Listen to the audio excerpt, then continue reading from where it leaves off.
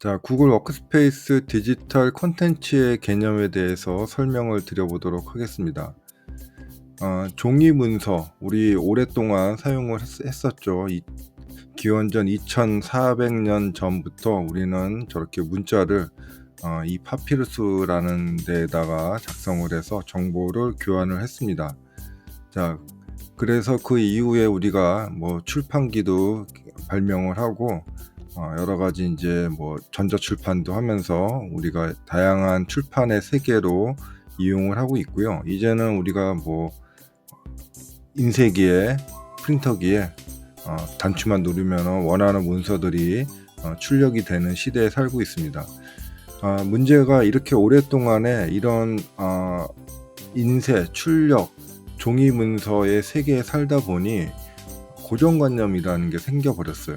이제는 디지털 세상이고 여러분의 손에는 다 컴퓨터가 하나씩 있을 정도로 발전을 했는데 아직도 A4라는 종이 문서에 얽매여 있는 것 같습니다. 자, 종이 문서 좋긴 좋죠. 근데 단점들이 너무너무 많습니다. 디지털 세상에서는요. 일단은 텍스트와 그림 중심으로 밖에는 정보를 표현을 할 수가 없습니다. 정적이죠. 그리고 접근하는 것도 꼭 종이 문서여야지 이용을 할 수가 있고 다른 사람과 공유하는 것도 어렵습니다. 물론 이것을 다시 스캔해서 파일을 전송할 수는 있겠지만은 기본적인 제약이 있죠. 또 변경이나 수정할 수도 없습니다. 보안적인 위험도 발생을 하게 됩니다. 종이 문서가 유출이 되면은 많은 정보가 유출되는 문제점들이 생기게 됩니다. 자, 그렇다면 이제 콘텐츠의 본질이라는 것을 무엇일까? 우리가 종이 문서도 어떻게 보면 콘텐츠인데 콘텐츠라는 것은 두 가지가 있어야 됩니다. 하나는 정보 전달이라는 의미가 있고 또 하나는 소통이라는 면이 있습니다. 그렇기 때문에 디지털 방식의 콘텐츠, 디지털 콘텐츠는 정보 전달도 되지만은 우리가 소통도 원활하게 할 수가 있는 것이죠. 반대로 종이 문서 같은 경우에는 정보 전달은 어느 정도는 되고 있지만은 사실 소통은 될 수가 없습니다. 종이 문서라는 것은 원웨이, 그러니까 일방향으로 전달이 되는 것인데 그것을 읽은 사람이 피드백을 하거나 한다는 것은 그렇게 쉽지는 않은 것 같습니다. 그래서 디지털 콘텐츠는 요 두 가지를 모두 다 만족해야 된다. 이렇게 이해를 하시면 될 것 같아요. 자, 지식 전달, 우리가 예전에 컴퓨터를 사용을 할 때에는 많은 문서를 워드 프로세스라는 것으로 작성을 하고 그것을 출력을 해서 지식을 전달을 했습니다. 그러다가 클라우드라는 환경에서는 우리가 구글 닥스나 노션과 같은 우리가 클라우드에서 작성하는 저런 도구를 이용해서 지식을 전달을 하고 있죠. 아직도 사실은 클라우드까지 오지 못한 기업도 상당수라고 생각이 됩니다. 그런데 이제는 AI 시대입니다. 이 문서를 작성을 하면서 과연 AI 시대에는 우리가 생각하던 문서가 그대로 존재를 할까라고 하는 생각이 좀 들었어요. 물론 이제 아카이브용, 우리가 보존하는 용으로는 문서가 필요하겠지만은 보존하지 않는다면 계속 내용이 변경이 되고 많은 사람이 참여를 한다면 그것이 종이와 같은 형태가 아니라면 굳이 출력을 해서 보존을 해야 될 거는 아니라고 생각이 듭니다. AI가 지금 계속 발전을 하고 있기 때문에 AI가 기억을 하고 내가 그 문서가 필요할 때 AI에게 그 문서를 이야기를 하거나 요청을 하거나 해서 이용할 수도 있지 않을까 이렇게 생각을 합니다. 기본적으로 우리가 이제 문서라고 불렸던 것들은 사람 혼자서 작성하는 것이 아니고 어차피 AI랑 함께 작성을 한다면은 그것을 굳이 출력이나 아카이브 용도로 보존을 해야 될까 그런 생각도 갑자기 들곤 합니다. 그만큼 이 디지털 콘텐츠라는 것도 개념도 지금 막 바뀌고 있는 것 같습니다. 자, 디지털 콘텐츠의 장점, 우리가 종이 문서랑 비교를 해보시면은 이해를 하실 수가 있을 것 같은데요. 일단은 수정이나 변경이 가능합니다. 쉽게 생각해서 구글 닥스를 사용해 보신다면은 이해가 되시겠죠. 동영상이나 움직이는 GIF나 또 여러 가지 뭐 소리 이런 멀티미디어도 이용을 할 수가 있고, 우리가 문서 간에 링크를 이용하기 때문에 원하는 문서를 첨부하는 것이 아니고 링크로 연결하면 됩니다. 그러면 우리가 이제 중요한 문서들, 그런 문서들은 소스로 하나만 관리를 하고 나머지 문서는 다 그 문서를 참조하는 링크로 이용한다면은 중복 문제도 제거할 수가 있고 여러 가지 장점들을 가질 수가 있겠습니다.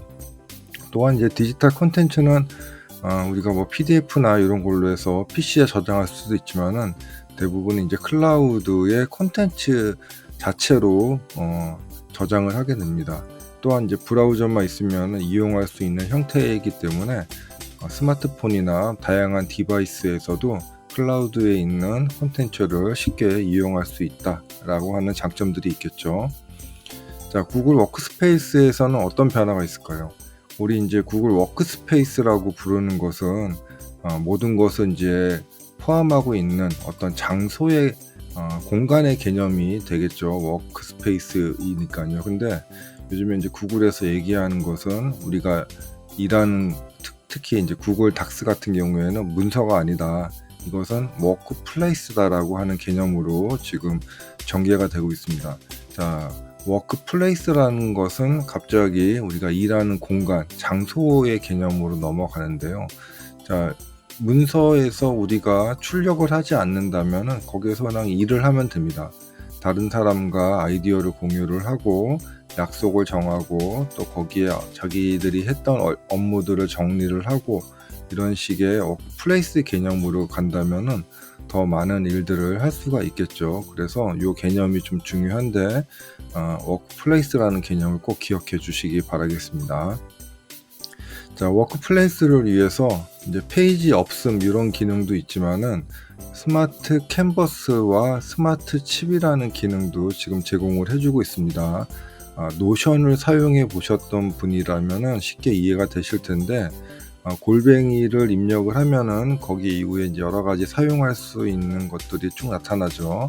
뭐 투표칩, 뭐 변수, 뭐 회의록 이런 것들 여러 가지들을 제공해 주고 있고요. 이런 것들이 이제 하나의 작성할 수 있는, 작업할 수 있는 것들은 스마트 캔버스라는 것으로 부르고 그렇지 않은 거, 이 하나하나 것들은 스마트 칩이라는 개념으로 지금 부르고 있습니다. 그래서 스마트 칩들을 연결해서 하나의 스마트 캔버스도 만들 수가 있겠습니다.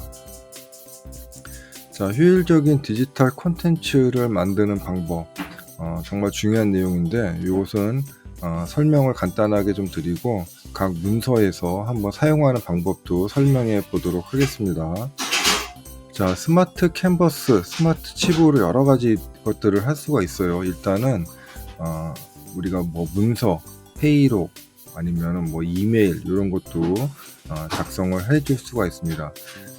이런 것들이 있으면은 거기 안에 내용들만 채워 넣을 수 있고요. 스마트 칩에는 상태 표시 및 변수, 뭐 문서 링크 이런 것도 추가할 수가 있고요. 이제 이메일, 지도, 특정인도 이제 추가를 할 수가 있습니다. 우리가 특정인의 사람, 예를 들어서 홍길동 부장이라고 그냥 입력하면은 그것은 단순한 텍스트가 되지만 스마트 칩으로 이용해서 홍길동 부장을 연결하면은 그 홍길동 부장이랑 연결할 수 있는 칩이 되는 것이죠. 그래서 이런 큰 차이가 있기 때문에 이런 스마트 캔버스와 스마트 칩으로 이용해서 페이지 없음에서 작업한다면은 그것이 바로 워크 스페이스라고 하는 워크플레이스라고 하는 개념이 이제 될 수가 있습니다. 여기에서 원하는 사람들, 같이 일하는 사람들을 초대해서 여러 가지 일정도 관리할 수 있고 소통도 하고 회의도 하고 다양한 업무들을 할 수가 있는 것이죠. 자, 이렇게 해서 콘텐츠, 디지털 콘텐츠의 개념에 대해 설명을 드렸고요. 이것은 가장 중요한 것은 고정관념을 없애야지 이 내용들이 보일 수가 있습니다. 저도 이제 이쪽으로 넘어가는 것 자체가 뭐 하루 이틀에 넘어간 게 아니고 많은 내용을 학습을 하고 고민을 해보니 맞아, 이렇게 하는 것이 우리가 기존에 생활보다 더 생산성이 높은 생활이다라고 이해를 했습니다. 그렇기 때문에 여러분이 고정관념을 버리시면은 이 환경을 빠르게 이해를 하실 수 있을 것이고요. 그렇지 않으면은 기존 우리 과거처럼 종이에다가 작성하고 그 종이 문서 출력해서 전달하고, 물론 뭐 이메일로 보낼 수도 있지만은 이렇게 비효율적으로 업무를 해야 될 것입니다. 여러분 손에 스마트폰, 이런 스마트 기기 잘 이용하신다면은 도움이 많이 되겠죠. 자, 여기까지입니다.